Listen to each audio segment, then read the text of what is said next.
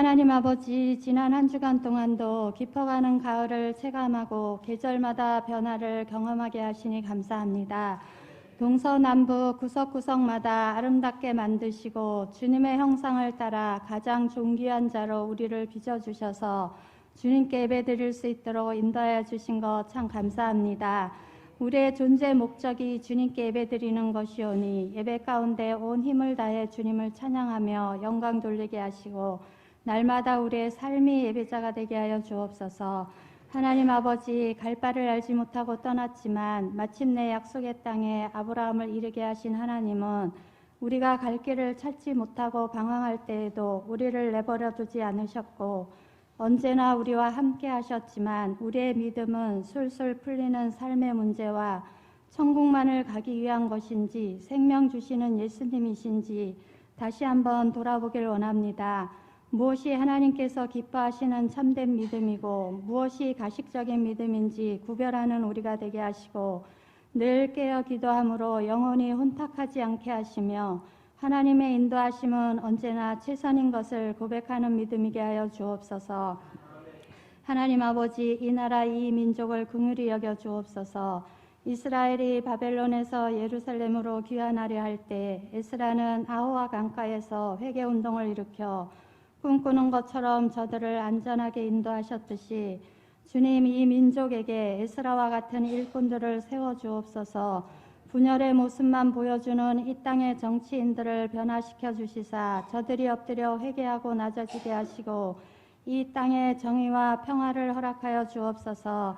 하나님 아버지, 전 세계 도처에 전쟁과 대립 분쟁이 속히 종식되게 하시고 귀중한 생명을 가볍게 여기는 악한 세력들이 하나님의 심판을 두렵게 여기도록 인도하여 주옵소서. 분단 가운데 있는 한반도 역시 전쟁을 완전히 종식시켜 주셔서 예수 그리스도의 복음 안에서 평화로운 통일 한국을 이루게 하여 주옵소서.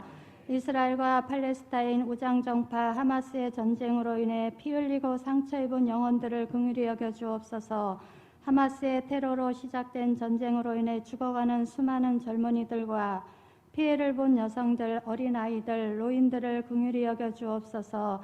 우크라이나와 러시아 등 모든 전쟁을 속히 종식시켜 주셔서 우리의 자녀들이 3차 전쟁을 당하지 않도록 역사하여 주옵소서.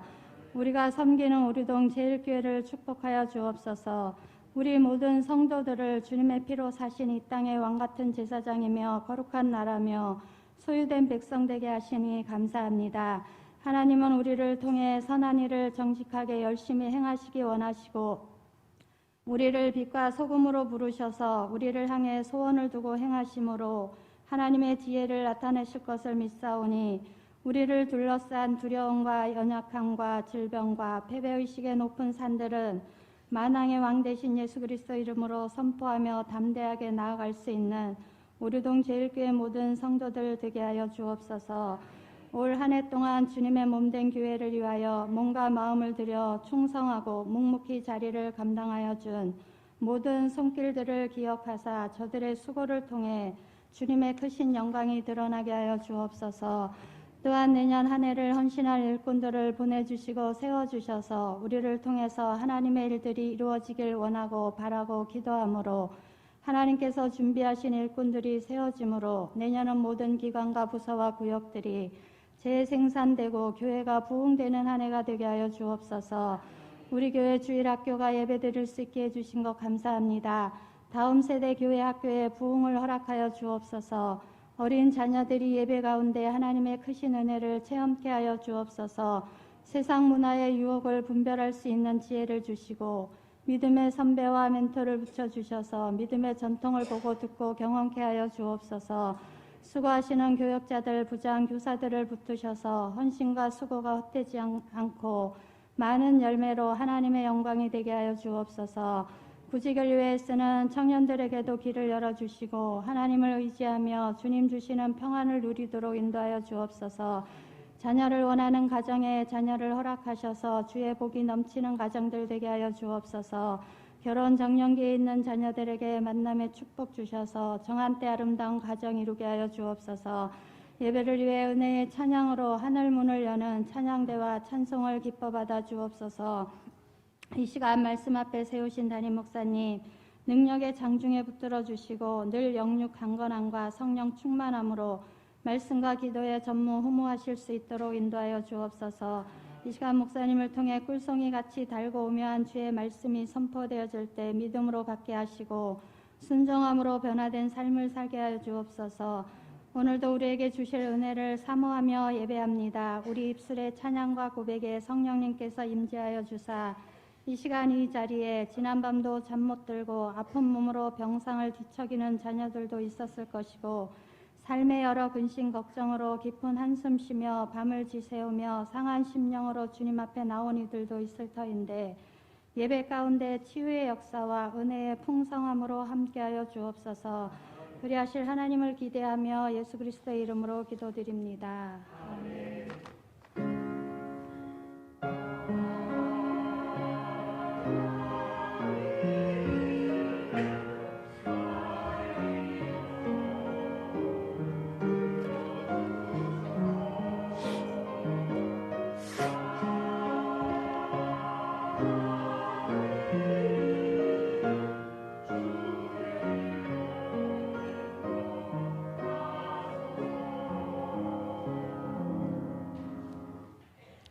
오늘 우리에게 주신 하나님 말씀은 데살로니가전서 4장 13절에서 18절까지 말씀입니다. 신약성경 데살로니가전서 4장 13절에서 18절 말씀입니다.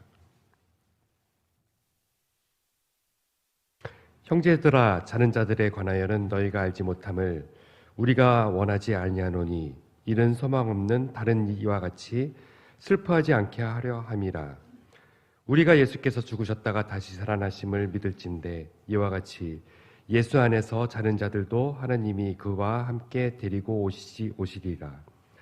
우리가 주의 말씀으로 너희에게 이것을 말하노니 주께서 강림하실 때까지 우리 남아있는 자도 자는 자보다 결코 앞서지 못하리라.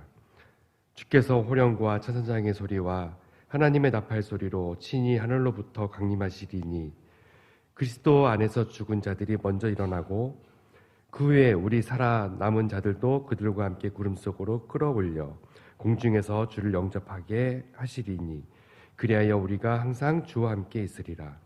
그러므로 이러한 말로 서로 위로하라. 이런 하나님의 말씀이었습니다.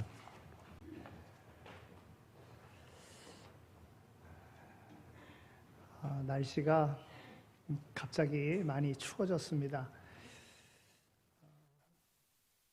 동이 다 들기도 전인 것 같은 그런 생각이 듭니다. 추위가 오니까 단풍 들려던 그 나뭇잎들이 다 떨어지고 말았어요. 꼭 죽음과 같은 그런 모습을 봅니다. 그러나 그 앙상한 나무가지는 죽은 것이 아니라 봄이 되면 새싹이 돋을 것입니다. 그리고 다시 성장하고 자라나게 될 것입니다. 오늘 추운 날씨임에도 불구하고 하나님 전에 나와서 예배드리는 여러분들의 삶 속에 하나님께서 우리에게 주시고자 하시는 그 소망의 약속들이 다 임하는 성공적인 인생을 살아가는 또 성공적인 인생을 살아갈 수 있도록 도우시는 하나님의 은혜를 경험하며 살아가는 모두가 다 되시기를 축원합니다. 오늘은 죽음에 대한 또 죽음과 더불어 부활에 대한 소망을 함께 나누고자 합니다. 죽음은 나를 세상으로부터 격리시키는 일이고 사랑하는 사람과 이별하는 일이라고 생각하기 때문에 죽음에 대하여 말할 때 보통은 아쉬움과 슬픔과 두려움으로 가득 차게 만듭니다. 그래서 옛날 속담에 똥밭에 굴러도 저승보다 이승이 낫다 이런 말이 있습니다. 사는 것이 아무리 고통스러워도 죽는 것보다는 낫다는 그런 뜻이겠지요. 성경 전도서 9장 4절에 있는 말씀을 보더라도 산 개가 죽은 사자보다 낫다. 이런 말씀이 있습니다. 그만큼 살아있는 것이 죽음보다 안심이 되고 살아있어야 무엇인가를 할 수 있지 죽은 후에는 무슨 소망이 있겠느냐 하는 그런 말씀입니다. 이처럼 죽음이 모든 사람에게 찾아오는 것이므로 그 죽음 이후에 나는 어떻게 될까라는 의문 또한 누구에게나 다 있는 것입니다. 2000년 전 유대 땅에서 시작된 그리스도의 복음이 소아시아를 거쳐 로마 제국 전역에 퍼져가고 있을 때 죽음 이후의 삶에 대하여 우리 시대와 동일한 그러한 의무를 가진 사람들의 이야기가 오늘 본문의 말씀입니다. 예수 믿다가 먼저 죽은 사람들에 대한 궁금증이 데살로니가 교회 안에도 있었습니다. 지금 살아서 예수 그리스도의 재림을 기다리는 성도들은 주님을 뵙는 그러한 기쁨에 참여할 것이지만 주의 재림을 기다리다가 먼저 죽은 성도들은 그 기쁨에 참여하지 못하면 어쩌나 하는 그러한 난처한 그런 질문입니다. 이 의문을 다시 정리하면 주님 오시기 전에 세상을 떠난 성도들의 영혼은 어떤 상황에 있고 또 어디에 있을까? 사람이 죽으면 그 다음 순간 어떤 상태에 이르는가? 이런 질문입니다. 고린도전서 15장에 부활 신앙을 변증한 사도 바울은 데살로니가전서 4장 마지막 부분에서도 주의 재림과 성도들의 부활에 관한 소망의 메시지를 전해주고 있습니다. 오늘 우리에게도 주시는 약속의 말씀인 것입니다. 신앙의 권세를, 사망의 권세를 깨뜨리고 다시 사신 그리스도의 부활은 우리의 부활을 가능케 하는 소망의 원천이 되는 것입니다. 예수 그리스도께서 십자가의 죽으심, 이것은 오늘 우리가 죄로부터 해방될 수 있는 길을 우리 주님께서 열어주신 것입니다. 죄의 삭은 사망이다 그러지 않았습니까? 하나님께서 에덴 동산을 창설하시고 그리고 동산 중앙에 선악과 나무를 두셨는데 다른 모든 것들은 다 먹어도 되지만 이 선악과는 따먹으면 안 된다 그랬습니다. 먹으면 정령 죽으리라 그랬어요. 그랬는데 따먹었습니다. 여러분 왜 따먹었습니까? 하나님과 같이 되려고 교만한 마음에서 따먹은 겁니다. 왜 따먹었습니까? 사탄의 유혹에 끌려서 따먹은 것입니다. 하나님의 말씀대로 먹으면 정령 죽으리라. 하나님의 말씀에 순종하지 아니하는 범죄함으로 인하여 정령 죽으리라. 그래 모든 인생들은 다 죽게 되어져 있는 것입니다. 그런데 예수 그리스도께서 이 땅에 오셔서 죄에 대하여 우리를 대신하여 죽으심으로 오늘 믿는 모든 이들에게는 죽지만 다시 부활하는 그런 소망을 오늘 우리에게 주신 것입니다. 이것은 곧 하나님의 공의입니다. 하나님께서 모든 사람에게 죄를 지으면 죄의 결과는 죽으리라 하신 하나님의 공의에 예수 그리스도께서 그 말씀에 따라 그 말씀이 성취된 것입니다.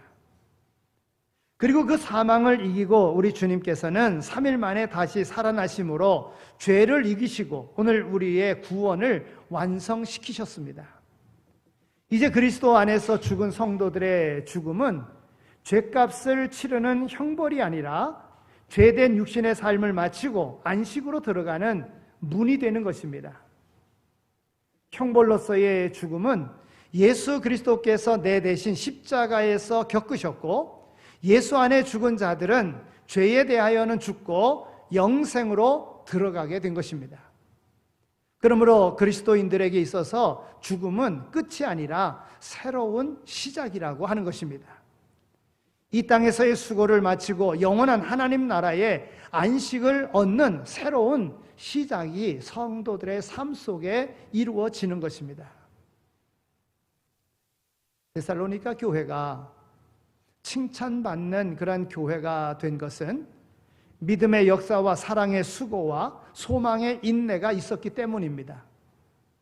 그런데 오늘 봉독해 드린 그 말씀에서 데살로니가 교회가 온갖 박해와 어려움 속에서도 인내할 수 있었던 이 소망,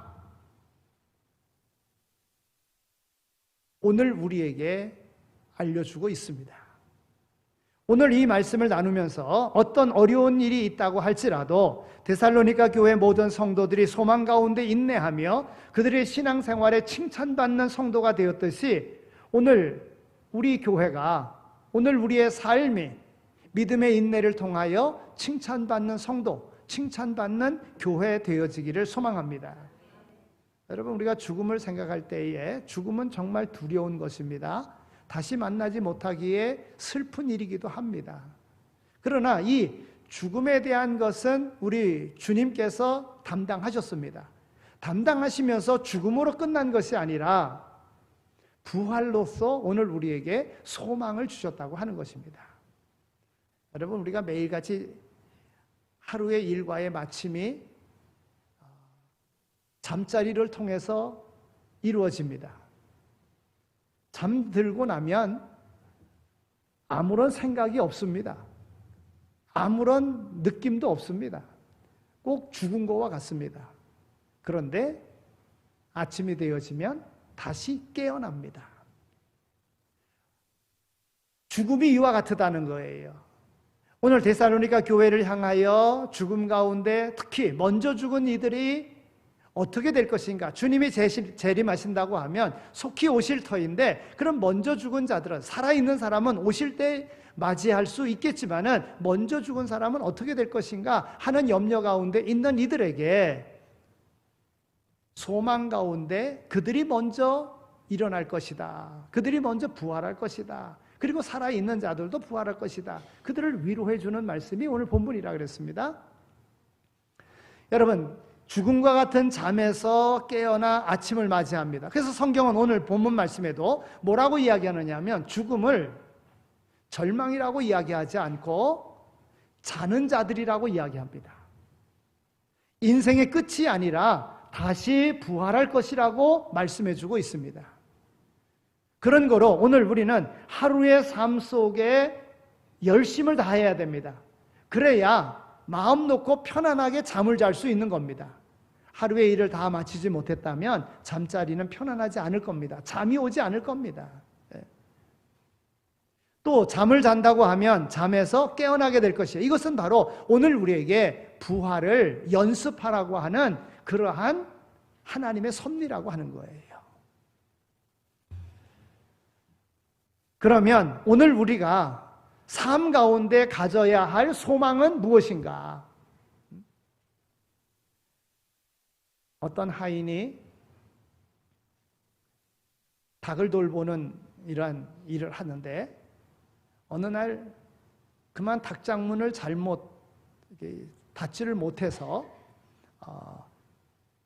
암탉 한 마리가 바깥으로 나가 도망갔습니다. 잃어버렸습니다. 그러니까 이 하인이 주인에게 보고합니다. 그만 제가 실수해서 닭 한 마리가 바깥으로 도망갔습니다.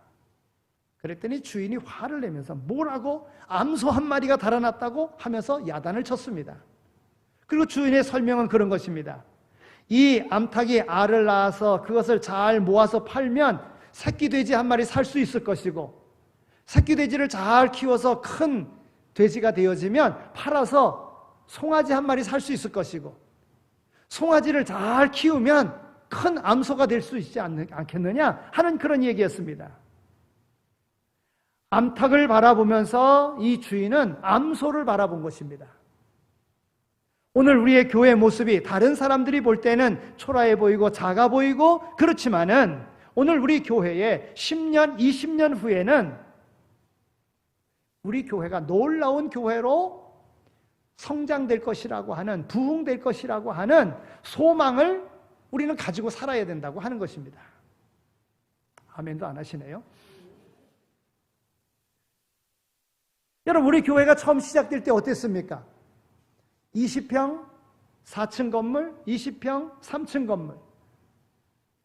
4층은 예배당으로 하고 3층은 식당 겸 교육관으로. 예배 마친 다음에는 전교인이 다 같이 점심 식사 같이 하고. 지금 생각하면 어떻게 그 좁은 공간에서 그렇게 생활했는지 모르겠어요. 그리고 한 3년쯤 지났을 때에 공간이 좁아서 75평 되는 곳을 또 옮겨갔습니다. 예배당을 더 넓은 곳으로 옮겨간 것입니다. 그리고 또 한 3년 지나서 오늘 이 교회가 있는 이곳에 대지를 샀습니다. 건물 2채를 샀습니다. 그리고 또 한 2, 3년 지나서 리모델링해서 교회 건물로 했습니다. 지금 청소년부, 청년부 예배실로 쓰고 있는 그곳. 지금 생각하면 어떻게 그곳에서 예배를 드렸는가 하는 이런 생각이 들 정도입니다. 그리고 또 얼마 안 지나서 오늘의 이 건물을 짓게 되었습니다. 비록 150석 되는 이런 건물이지만, 그러나 오늘 이 교회가 날로 성장되어져서 10년, 20년 후에 정말 이 빈자리가 없이 가득 채워지게 될 그런 교회에 대한 소망을 오늘 우리가 가지고 살아야 된다고 하는 것입니다. 오늘 우리의 이 성전이 모든 성도들로 가득 채워질 그런 소망, 이것이 바로 오늘 우리가 가져야 되는 믿음의 소망이라고 하는 것입니다. 3년이라는 긴 세월 동안 코로나로 인해서 교회 행사며 전도며 또 출석하던 사람들도 나오지 않는 그러한 경우가 생겼습니다마는 이제 회복의 역사가 다시 이루어져야 된다고 생각이 듭니다. 떠났던 이들이 다시 돌아오고 또 전도하여 이 빈자리를 가득 채울 수 있는 그러한 교회로 성장되는 그러한 교회 되어야 된다고 하는 겁니다. 이런 소망을 가지고 오늘 우리가 신앙생활 하여야 합니다. 또한 오늘 우리 공동체 안에서 충성된 일꾼들이 양성되어 세워짐을 우리는 소망하며 나가야 될 것입니다. 10년을 바라보는 사람은 나무를 심고 100년을 바라보는 사람은 사람을 심는다고 그럽니다. 오늘 교회는 무엇보다도 사람을 심는 일을 감당해야 됩니다. 하나님께서 오늘 우리에게 2,000명 제자 삼는 일을 우리에게 맡기셨습니다. 어찌 보면 허황된 꿈과 같이 생각이 듭니다. 그러나 기도하는 중에 하나님께서 오늘 우리에게 주신 비전이라고 생각이 듭니다.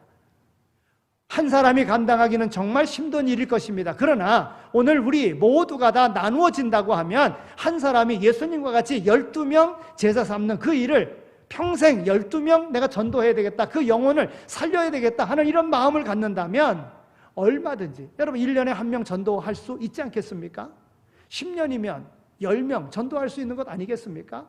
전도된 사람이 또 전도하면 2,000명 되는 것은 아무 문제도 아니라고 생각이 듭니다. 이런 소망을 가지고 우리가 살아야 된다고 하는 거예요. 교회 학교에 비록 적은 인원이 있지만은 한 영혼 한 영혼을 소중하게 생각하고 한 영혼이 천하보다도 귀하다고 주님 말씀하셨듯이 구원받은 한 영혼을 종자 씨와 같이 마중물과 같이 생각하고 그들을 잘 양육한다면 그들이 30배, 60배, 100배의 결실을 맺는 그러한 하나님의 사람으로 키워짐을 볼 수 있게 될 줄로 믿습니다. 오늘 우리에게 하나님께서는 땅끝까지 이르러 복음을 증거하라고 말씀하셨습니다. 그렇습니다. 교회는 땅끝까지 이르러 복음을 전하는 그러한 세계 선교의 소망을 가지고 살아가야지만이 되는 것입니다. 교회의 지상 과제는 선교입니다. 지금은 우리가 10곳 해외 선교지, 선교사들을 돕고 있지만 그러나 그것이 종자씨가 되어서 단독으로 선교사도 파송하고 선교지의 교회도 세우고 하는 이런 역사를 우리가 소망하며 나간다면 분명히 이루어지게 될 줄로 믿습니다. 하나씩 하나씩 이루기 위해서 오늘 우리 성도들이 믿음으로 성장되어져야지만이 되는 것입니다. 여러분, 항상 나는 믿음이 없어 그러는 사람은 그 믿음이 자라지 않습니다. 나는 못해 그러는 사람은 절대 하지 못합니다. 오늘 우리는 긍정적인 생각을 가지고 소망을 가지고 하나님께서 능력 주시는 자 안에서 모든 것을 다 할 수 있다고 하는 이런 소망의 마음을 가지고 오늘 우리의 그릇됨을 깨끗하게 비우기만 하면 됩니다. 그러면 주인이 쓰시는 겁니다. 우리 하나님께서 쓰시는 겁니다. 오늘 우리의 마음속에 하나님의 말씀대로 순종하겠습니다. 하나님의 말씀대로 살아가겠습니다. 하나님이 주신 사명인 줄로 하고 내가 이 일을 감당하겠습니다 하는 이런 마음을 가지고 나간다면 하나님께서 오늘 우리를 쓰시는 거예요. 여러분, 부잣집에 여러 그릇들이 있습니다. 금그릇도 있고 은그릇도 있고 질그릇도 있습니다. 그런데 주인이 쓰시기에 합당한 그릇은요, 깨끗한 그릇입니다. 깨끗한 그릇. 오늘 예수님께서 우리의 죄를 위하여 십자가에서 속죄의 양이 되셔서 우리를 대신하셨습니다. 그래서 예수를 믿음으로 인하여 우리의 모든 죄는 주님이 담당하셨기에 우리는 죄 없는 깨끗한 마음이 되었습니다. 이 마음을 가지고 주님께서 내 마음속에 주님이 사용하시는, 주님이 맡겨주신 일이라고 생각하고 그 일을 열심을 다하여 충성되이 감당하면 그 삶 속에 풍요로운 하나님의 놀라운 역사들이 이루어진다고 하는 거예요. 이러한 믿음의 역사가 오늘 우리의 삶 속에 이루어지기를 소망합니다. 두 번째로 생각할 수 있는 것은 주님께서 머지않은 날에 다시 오겠다고 말씀을 하셨습니다. 주님이 머지않은 날에 다시 오신다는 이런 소망의 마음을 가지고 살아야 되는 겁니다. 예수님이 십자가에 못 박혀 죽으실 것을 예언하실 때에 제자들은 걱정하고 슬퍼하며 두려워했습니다. 여러분, 왜 그렇습니까? 부활에 대한 믿음, 소망이 없었기 때문에 그렇습니다. 그러나 이런 두려움이나 이 슬픔은 부활하신 주님을 만나자 다 사라졌습니다. 오늘 우리도 주님의 재림에 대한 확실한 신앙과 소망이 있다면 그 어떤 어려움이나 어떤 힘든 일이라고 할지라도, 고통스러운 일이라고 할지라도 견딜 수 있고 또한 그 문제를 극복해 나갈 수 있으리라 믿습니다. 주님이 속히 오시리라고 하는 이 소망을 가지시길 바랍니다. 사도 요한도 반모섬에서 예수님께로부터 계시를 받으면서 맨 마지막에 주님의 약속을 받았습니다. 그것은 계시록 22장 20절에 있는 말씀을 보면 내가 진실로 속히 오리라 그랬습니다. 요즘에 이단들이요, 아예 날짜를 정해놓고 사람들을 미혹하지 않습니까?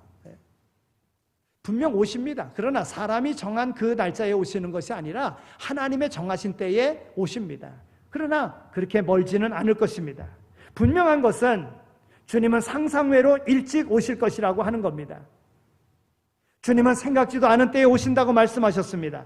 도둑과 같이 오신다고 말씀하셨습니다. 잉태된 여자에게 해산의 고통이 옴과 같이 그렇게 오실 것이라고 말씀하셨습니다. 우리는 주님이 오신다는 것을 잊어서는 안 됩니다. 주님이 오신다 하는 것을 소망하며 살아야 됩니다. 주님이 오시면 성도들의 그러한 부활이 있을 것이라고 하는 그런 소망을 우리는 가지고 살아야 되는 것입니다. 오늘 14절 말씀을 우리가 다시 한 번 더 읽겠습니다. 자, 14절 말씀을 우리 함께 읽겠습니다. 시작.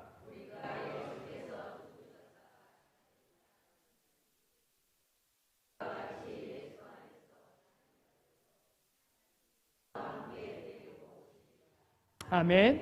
그리고 16절, 17절에 있는 말씀을 보면 주께서 호령과 천사장의 소리와 하나님의 나팔 소리로 친히 하늘로부터 강림하시리니 그리스도 안에서 죽은 자들이 먼저 일어나고 그 후에 우리 살아남은 자들도 그들과 함께 구름 속으로 끌어올려 공중에서 주를 영접하게 하시리니 그리하여 우리가 항상 주와 함께 있으리라 그랬습니다. 그렇습니다. 주님이 죽었다가 부활하신 것처럼 주님이 오실 때 죽은 성도들이 먼저 부활하고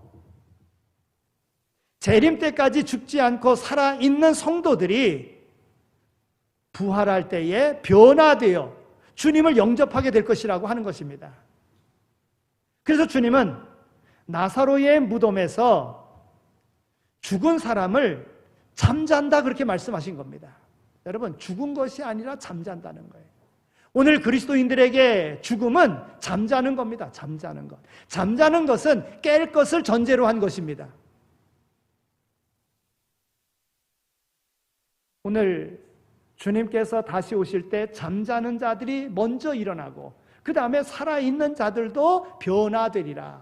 그리고 주님을 영접하리라. 여러분, 죄인된 우리의 육신의 몸으로는 이 몸대로 부활하는 게 아닙니다. 만약에 몸대로 부활한다면 장애를 입고 있는 이들은 그 몸 그대로 부활하면 어찌 되겠어요? 신령한 몸으로 부활하는 거예요. 변화된 몸으로 부활하는 거예요. 그래서 예수님께서 변화산에서 제자들에게 염려하고 걱정하는 죽음을 말씀하셨을 때에 두려워하고 있는 제자들에게 변화산으로 데리고 올라가서 부활 후의 모습을 보여주셨잖아요. 옷이 빨래하는 사람이 그렇게 희귀할 수 없을 정도로 얼굴에 광채가 나고, 예? 모세와 엘리야가 함께 있고, 여러분 이런 모습으로 변화된다고 하는 겁니다. 여러분, 부활이 그러니까 얼마나 영광스러운 것입니까? 그러나 죽지 않으면 부활이 없는 거예요. 죄에 대하여 죽지 않으면 부활이 없는 겁니다. 예수 믿음으로 거듭나지 않으면 부활이 없는 겁니다. 오늘 우리에게 이와 같은 놀라운 잠에서 깨어나는 은혜를 오늘 우리에게 주신다는 것, 그 일을 감당하기 위해서 주님이 다시 오신다고 하는 겁니다. 그럼 어떻게 해야 되겠습니까? 오늘 우리에게 주어진 삶 가운데 후회 없는 삶을 살아야 되는 거예요. 후회 없는 최선의 삶을 살았으면 그 밤이 평안한 안식의 밤이 될 수 있는 것과 같이, 평안한 잠을 잘 수 있는 것과 같이, 오늘 우리가 죽음 전에, 죽음이 두렵다고 하는 것은 하늘의 소망이 없는 것이요 죄의 문제 해결받지 못했다는 거예요. 지은 죄, 크던 작던 낱낱이 주님 앞에 고하고 주님의 보혈의 피로 깨끗이 씻김을 받으면, 그래서 깨끗한 그릇이 되면, 깨끗한 마음이 되면 그 마음에 성령님이 임하는 거예요. 성령이 우리를 인도합니다. 우리를 주관합니다. 그러면 그의 삶은 항상 찬송이 있는 기쁨의 삶이 되는 것입니다. 주님이 오시면 상 주신다고 하는 이런 소망을 가지고 우리는 살아야 됩니다. 우리가 주님이 오실 날을 기다리는 것은 주님께서 상급을 약속하셨기 때문에 그런 거예요. 이 얼마 전에 수능을 치렀잖아요. 수능을 잘 치른 사람은 학교 가기도 좋아할 거고 부모님 만나는 것도 좋아할 거예요. 왜냐요? 그 결과에 그 상이 있잖아요. 좋은 성적 얻으면 원하는 그 대학에 갈 수 있잖아요. 주님께서 약속하셨습니다. 상급을 약속하셨어요. 계시록 22장 12절에 있는 말씀을 보면 내가 속히 오리니 내가 줄 상이 내게 있어 각 사람에게 그의 일한 대로 갚아주리라 그랬어요. 일한 대로 갚아주는 겁니다. 세상에서도 성실히 일한 사람에게는 보답이 있는데 하나님의 나라에서는 왜 없겠습니까? 우리가 주님께로부터 칭찬과 상급을 받을 때 고생하고 수고한 그런 보람을 느끼는 거 아니겠어요? 상 받을 때. 오늘 우리의 삶에 내게 주어진 그 귀한 직분, 내게 주어진 그 사명, 충성되이 잘 감당함으로 후회 없는 삶을 살아가고 그로 인하여 주님께서 오실 때에 잘했다 칭찬하면서 오늘 우리에게 귀한 상을 주실 것을 소망하며 살아가는 모두가 다 되시기를 축원합니다. 마지막으로 주님이 오시는 그날 우리가 주와 함께 있을 것을 우리는 소망해야 됩니다. 바리새인들이 하나님의 나라가 언제 임하느냐고 물었을 때에 주님께서 하나님의 나라는 볼 수 있게 임하는 것이 아니요 또 여기 있다 저기 있다고도 못하리니 하나님의 나라는 너희 안에 있느니라. 누가복음 17장 20절 21절에 말씀하고 있습니다. 즉 어디인가 장소가 중요한 것이 아니라 누가 다스리느냐 통치하느냐가 중요한 것입니다. 여러분 하나님의 나라는요 하나님의 통치에 있습니다. 어떤 장소보다도 통치의 개념이 더 큽니다. 높은 산이 거친 들이 사막이나 궁궐이나 내 주 예수 모신 곳이 그 어디나 하늘나라. 내 주 예수 모신 것이 하늘나라입니다. 이 땅에 살면서 주님을 모신 내 마음이 천국이고요. 또 우리가 삶을 다 마치고 죽은 이후에 주님께서 다시 오심으로 오늘 우리를 인도하실 곳, 그것이 하나님께서, 우리 주님께서 2000년 넘게 예비하신 바로 하나님의 나라라고 하는 겁니다. 주님이 재림하셔서 우리를 통치하시고 우리와 함께하는 이 소망을 우리는 가져야 됩니다. 그래서 천국의 그 모습을 계시록에 나타내 보일 때에 주님의 보좌가 있고 주님의 보좌 옆에 24장로가 있습니다. 그들은 그들의 수고한 대로 영광의 면류관을 쓰고 있습니다. 그리고 그 다음에 순교자들이 있습니다. 그리고 구원받은 이들이 그 다음에 있습니다. 그러니까 주님 보좌에 가장 가까이 있는 이들이 주의 영광을 위하여 헌신된 삶을 살아간 24장로예요. 그들의 면류관이 있었어요. 그런데 그들에게 그런 상급을 줬지만은 주님 곁에 있는 것을 가장 귀하게 여겨 그 면류관을 다 제단을 향하여, 주님의 보좌를 향하여 다 내던집니다. 이 영광보다도 주님과 함께 있는 것이 가장 귀합니다.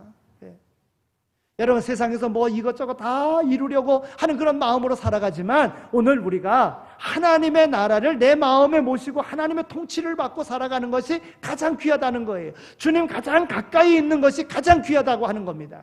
그러니까 오늘 이 시대에 성령의 감동을 받고 성령의 인도함을 받는 그 신앙생활이 가장 귀한 거예요.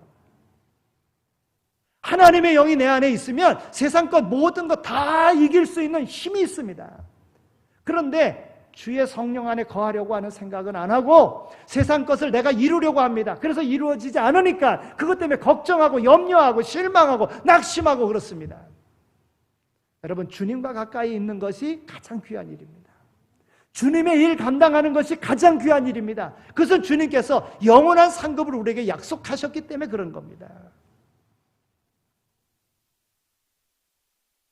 하나님의 나라에 이르렀을 때, 부활했을 때에, 그때 주님이 오늘 우리를 알아주신다는 거예요. 주님께서 맡기신 일, 주님과 더불어 동행하며 감당한 모든 일을 알아주신다는 거예요. 여러분, 이게 우리의 소망입니다. 사람에게 인정받으려고 하는 것이 아니라 주님께 인정받으려고 하는 이 마음, 이게 귀중한 거예요. 데살로니가전서 5장 12절에서 13절에 있는 말씀을 보면, 형제들아, 우리가 너희에게 구하노니 너희 가운데 수고하고 주 안에서 너희를 다스리며 권하는 자들을 너희가 알고, 이 말은 알아주고 그들의 역사로 말미암아 사랑 안에서 가장 귀히 여기며 너희끼리 화목하라 그랬어요. 여러분, 세상은 어떠합니까? 자기가 성공하려고 하면 다른 이들이 망해야 돼요. 자기가 높아지려고 하면 다른 사람들을 낮춰야지만이 됩니다. 그래서 올라가는 겁니다. 세상은 그러합니다. 그런데 신앙 안에서는 그렇지 않습니다. 너희가 섬김을 받고자 하는 대로 섬기는 자가 되라. 너희가 높임을 받고자 하는 대로 높이는 자가 되라. 남을 높이는 자가 되라. 우리에게 말씀해 주고 있는 것입니다. 하나님의 말씀 따라 살아가는 거예요. 그걸 주님이 알아주신다는 거예요. 주님이 알아주신다. 주를 위하여 수고하는 이들을 알아주고 그들을 격려하고 그를 힘 북돋아 줘야지만이 되는 거예요. 근데 좀 더 누구보다도 앞서서 뭐 하려고 그러면 못하게 만들어요. 시기해요. 질투해요. 이것은 하나님의 영의 인도함을 받는 삶이 아니라고 하는 것입니다. 주님은 우리의 모든 수고를 다 아십니다. 계시록 2장 2절에서 3절에 있는 말씀을 보더라도 내가 내 행위와 수고와 내 인내를 알고 또 악한 자들을 용납하지 아니한 것과 자칭 사도라 하되 아닌 자들을 시험하여 그의 거짓된 것을 내게 드러낸 것과 또 내가 참고 내 이름을 위하여 견디고 게으르지 아니한 것을 아노라 그랬습니다. 에베소서 교회를 향하여 칭찬하신 내용입니다. 여러분, 오늘 우리 교회도 그런 교회가 되어야 될 줄로 믿습니다. 주님께서 오늘 우리에게 모든 고통을 다 덜어주시고 주님께서 오늘 우리의 삶의 모든 것을 다 책임져 주시고 우리를 대신하여 싸워주심으로 인하여 평화의 삶, 하나님의 통치가 있는 그러한 삶을 살도록 오늘 우리를 인도해 주신다고 하는 겁니다. 나라와 나라 사이에 전쟁이 그칠 줄 모릅니다. 이런 전쟁이 세계대전으로 번질까 봐 염려하고 걱정하고 있습니다. 또 작게는 부부싸움이 가정의 파괴로 형제 간의 싸움이 서로의 원수된 모습으로 나타나고 있습니다. 그런데 이러한 모든 싸움이 있다 할지라도 하나님의 나라는 이런 싸움이 없는 그런 나라로 회복해 주시겠다고 말씀합니다. 이사야 11장 6절에서 9절에 있는 말씀을 보면 그때의 이리가 어린 양과 함께 살며 표범이 어린 염소와 함께 누우며 송아지와 어린 사자와 살찐 짐승이 함께 있어 어린아이에게 끌리며 암소와 곰이 함께 먹으며 그것들의 새끼가 함께 엎드리며 사자가 소처럼 풀을 먹을 것이며 젖먹는 아이가 독사의 구멍에서 장난하며 젖된 어린아이가 독사의 굴에 손을 넣을 것이라. 내 거룩한 산 모든 곳에서 해됨도 없고 상함도 없을 것이니 이는 물이 바다를 덮음같이 여호와를 아는 지식이 세상에 충만할 것임이니라 그랬습니다. 여러분, 왜 짐승의 이야기를 하였을까요? 이리같이 사나운 사람도 표범같이 사자같이 사납기를 좋아하는 사람도 그때에는 모두가 다 온순해져서 싸움이 없는 평화의 나라가 올 거라는 그런 뜻입니다. 사나운 짐승은요, 자기에게 잘해준 사람도 배고프면 잡아먹습니다. 그런데 하나님의 나라는 그렇지 않다는 거예요. 여러분, 오늘 우리의 소망이 무엇입니까? 그리스도 예수 우리 주의 몸된 교회의 장래에 대한 소망입니다. 이 교회가, 오리동 제1교회가 하나님 보시기에 아름다운 교회로 성장할 것이다, 부흥할 것이다 하는 이러한 소망이 오늘 우리에게 있어야지만이 됩니다. 그리스도 예수 우리 주 재림의 날에 오늘 주님 재림하실 때에 오늘 우리에게 약속하신 상급을 줄 것이라고 하는 이런 소망이 오늘 우리에게 있어야지만이 되는 거예요. 주님이 명하신 그런 귀한 사명들, 세계 선교와 또한 우리 후손들에 대한 교육과 이런 모든 것들을 충성되이 잘 감당함으로 그들을 세계 열방에 내세울 수 있는 그러한 교회로 성장할 그러한 소망을 우리가 가지고 있어야 된다고 하는 겁니다.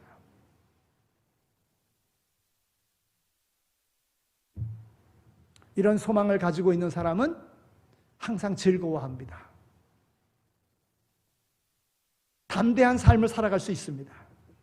슬퍼하지 않습니다. 하나님께로 가까이 나갑니다. 자기를 깨끗하게 합니다. 여러분, 이 삶이 오늘 우리의 삶이 되어지기를 소망합니다. 하나님께 나가는 것이 두려우면 안 됩니다. 하나님의 심판을 두려워해서는 안 돼요. 이미 예수님께서 우리의 모든 죄를 담당해 주셨어요. 예수님의 이름으로 나가는 겁니다. 내 삶에 주저하는 것이 있고 두려워하는 것이 있고 꺼려하는 것이 있다고 하면 이제 오늘 우리의 마음을 비우시기 바랍니다. 깨끗한 그릇으로 만들면 됩니다. 그러면 거기에 성령이 임합니다. 성령님 영접하시기 바랍니다. 그리고 하나님의 통치를 소망하며 나가시기 바랍니다. 하나님이 통치하시면 오늘 우리 앞에 있는 어떤 대적도 우리를 이기지 못합니다. 오늘 우리는 어떠한 문제도 다 해결하며 나갈 수 있을 것입니다. 그런 아름다움의 모습이 오늘 우리의 교회의 삶 속에서, 우리 성도들의 삶 속에서 충만하게 이루어지기를 소망합니다. 하나님 아버지, 감사합니다. 저희들을 사랑해 주셔서 이와 같이 불러주시고 하나님 앞에 예배드림으로 우리의 삶을 하나님 앞에 온전히 드리게 해주시니 감사합니다. 이제 하나님께 드려진 삶이 오니 내 뜻대로 살지 말게 하여 주시고 하나님의 말씀에 따라 순종함으로 하나님께서 약속하신 그 상급을 다 받아 누리는 소망 있는 삶의 주인공이 될 수 있도록 인도하여 주옵소서. 감사합니다. 예수 그리스도의 이름으로 기도드립니다. 아멘. 봉헌하겠습니다. 50장 1절만 부릅니다.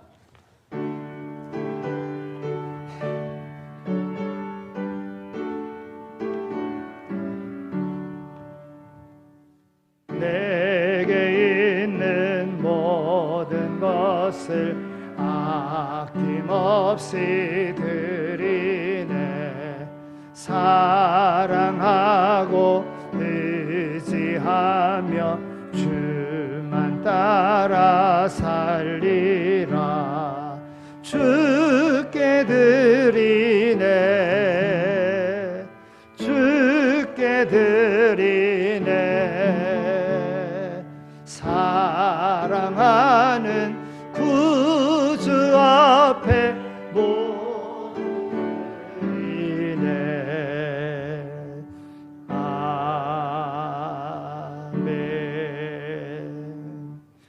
하나님 아버지,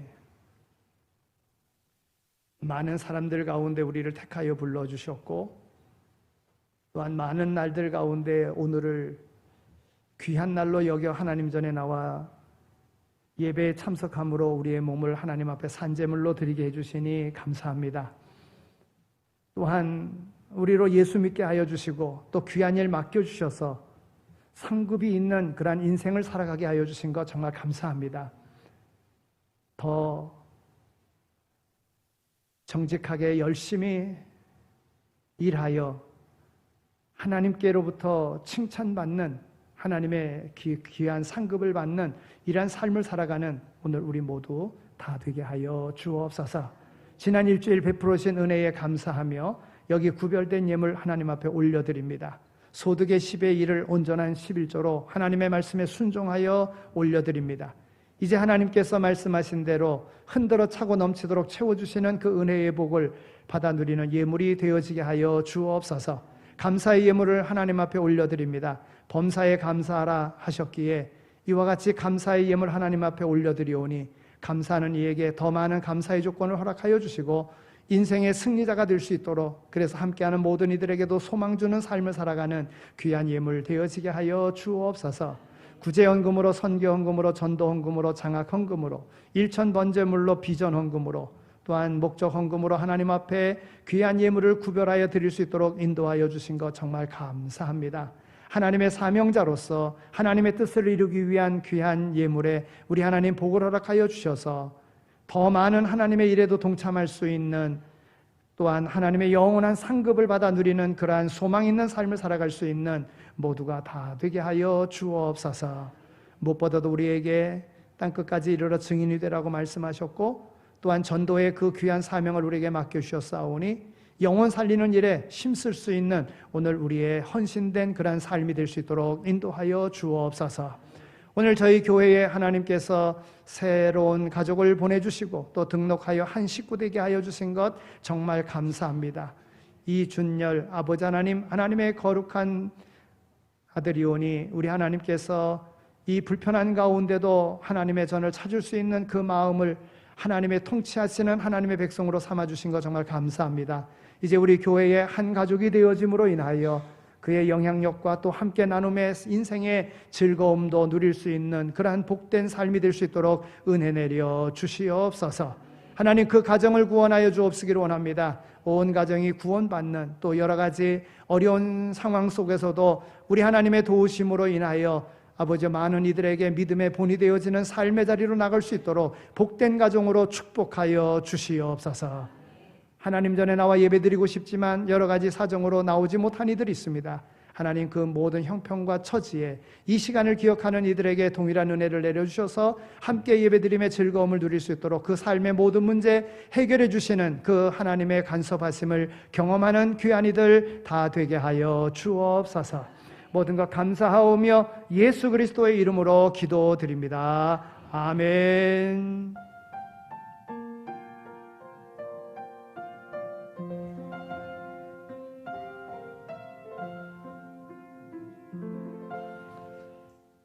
교회 소식 보시기 바랍니다. 오늘 우리에게 허락된 교회 소식, 교회 모든 일정에 따라서 이제 11월 달이 교회 회기 마지막인데 이제 다음 회기를 준비하면서 교회가 해야 될 일들이 있습니다. 12월 첫째 주는 정책당회를 하겠고요. 그래서 정책당회 전에 교회 학교와 찬양대, 교회 예산이 집행되어지는 모든 부서는 내년도 계획과 더불어 내년도에 임명될 일꾼들을 선정하셔서 12월 첫째 주까지 제출해 주실 수 있도록 그리해 주시기를 바랍니다. 남녀 선교회는 12월 안에 총회들을 하시고 내년도 일할 일꾼들을 뽑아서 보고해 주실 수 있도록 그리하시기를 바랍니다. 올해 일꾼들을 뽑아서, 물론 회기는 11월까지이지만은 우리가 12월 달에 총회하고 그 임기는 1월 달부터 12월까지입니다. 네, 그렇게 맞춰서 교회 일을 맡아 행해 주실 수 있도록 해 주시면 감사하겠습니다. 이 예배 마친 다음에 교육위원회 모임 갖도록 그렇게 하겠습니다. 교회 학교에 또 따로 내년도 준비해야 될 부분과 더불어 부장 임명과 더불어 등등에 대한 것을 의논할 수 있는 그런 시간을 갖겠습니다. 교회 달력이 나왔습니다. 나가실 때에 필요한 대로 가져가실 수 있도록 그리 하시기를 바랍니다. 내년도에도 성경 일독을 위한 그런 달력으로 준비했습니다. 올해 못 읽으셨던 분들 또 내년에 다시 읽기를 마음에 다짐하면서 매년 성경 일독씩 하면서 나갈 수 있도록 그리 해 주시면 감사하겠습니다. 이번에도 광고 나가자마자 바로 신청들을 해주셔서 그동안에 저희가 담당할 수 있는 그런 기회가 없었는데 이번에 카렌다 담당자가 없어서 놓칠까 봐 저희 가정이 이번에 카렌다를 담당했습니다. 또 주보용지는 우리 김명숙 집사님께서 또 담당을 해주셨습니다. 내년도도 염려 없이 우리가 주보를 받아들게 될 것이고 달력을 보게 될 것입니다. 담당해 주신 분들께 감사를 드립니다. 한 가지 더 소식 전할 것은 김춘근 성도 우리 하인혁 권사님 장남인데 65세로 하나님의 부르심을 받았습니다. 부산에서 월요일 날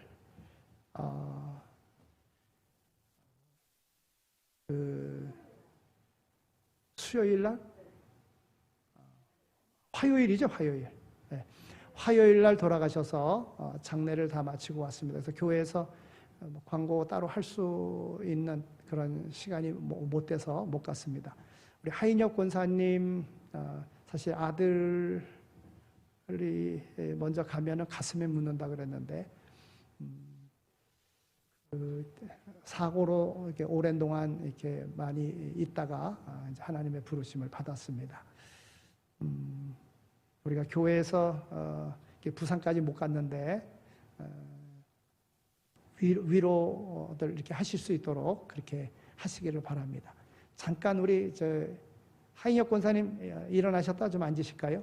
원래 우리 교회 명예권사로 올해 임명했어야 되는데 작년에 등록을 하셔서 임명을 했었어야 되는데 또 다른 교회 갔다가 또 이렇게 늦게 우리 교회로 정하셨기 때문에 마음을 그래서 올해 임명을 못했습니다. 내년도에 명예권사로 임명하실 겁니다. 자, 잠깐만 일어났다 앉아주시기 바랍니다. 네, 하인혁 권사님, 네, 앉아주세요. 네, 아들을 잃은 그 슬픔의 어미의 마음이 어떻겠습니까? 우리 함께 신앙으로 위로하실 수 있도록 해주시기를 바랍니다. 또 오늘 저희 교회에 등록해 주신 분 계십니다. 이준열 우리 성도님, 이준열 부인도 같이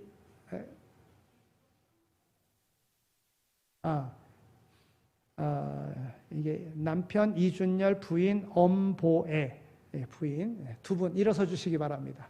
네. 저희 교회에 많은 교회가 있는데 저희 교회에 등록해 주셔서 너무 감사하고요. 두 분 다 시각장애입니다. 그래서 우리가 좀 많이 좀 관심 가지고 좀 돌봐드려야 될 그런 우리 손길을 필요로 합니다. 여러분도 관심 가져주시고 교회 생활하는데 어려움 없도록 잘 인도해 주실 수 있도록 그렇게 해주시기 바랍니다. 이제 오늘 등록하신 두 부부를 위해서 우리 일어나서 기립박수 하겠습니다. 바라보시고서 환영하는 기립박수 하겠습니다. 네, 감사합니다. 네. 옆에 계신 분들하고 인사하겠습니다. 잘 되고 있습니다. 기도하면 됩니다.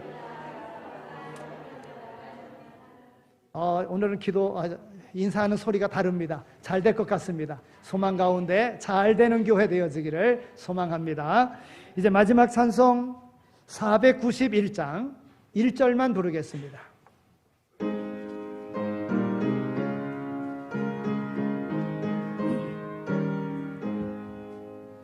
더 높은 곳을 향하여 날마다 나아갑니다.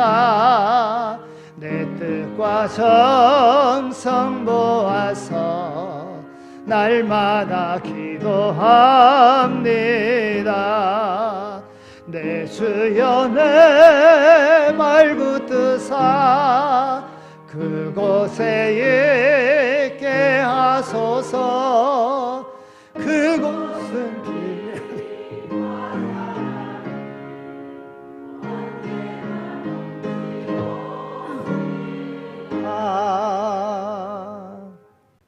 이제는 우리 주 예수 그리스도의 은혜와 하나님 아버지의 극진하신 사랑하심과 성령님의 위로하시고 교통하시며 역사하심이 하나님께로 택하심을 입어 땅끝까지 증인이 되라고 우리를 사명자로 세워주셨음에 감사하며 맡겨진 모든 일들 충성되이 잘 감당하며 살 것을 마음에 다짐하며 세상으로 나가는 이 자리에 참여한 모든 이들 머리 위에 삶의 터전 가운데 오르동 제1교회 위에 이제로 영원히 함께 하시길 간절히 축원하옵나이다. 아멘.